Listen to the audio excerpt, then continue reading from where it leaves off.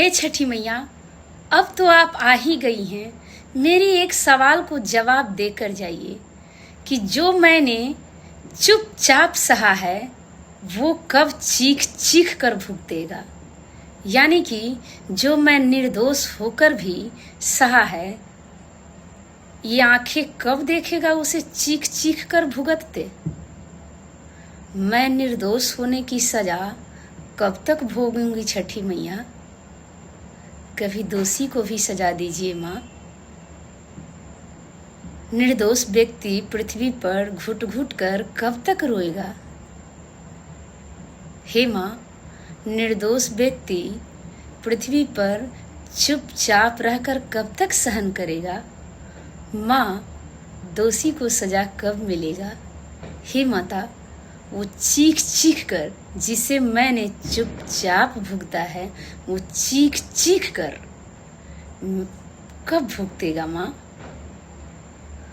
ये आंखें देखने को तरस रहा है कि जो मैंने चुपचाप सहा है वो चीख चीख कर भुगते, ताकि बुरे कर्मों का बुरा नतीजा संसार देखे और बुरा करने वाले की दिल में डर सा हो। हम जैसे निर्दोष कब तक सहेगा माँ। थोड़ा बता कर जाइएगा माँ, या दिखा कर जाइएगा माँ। हे छठी मैया, ये हम मांगते हैं आपसे कि जो मैंने निर्दोष होकर आंसुओं के द्वारा उसका मोल चुकाया है, जहाँ मेरी कोई गलती नहीं माँ, वहाँ भी हम दोषी ठहरे गए हैं।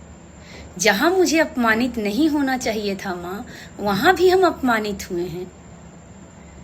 और भी हम आपसे अपने दिल की बात कहना चाहते हैं माँ कि हम अपमानित ही नहीं हुए हैं, अपने जिंदगी का सबसे अनमोल रत्न भी खोए हैं।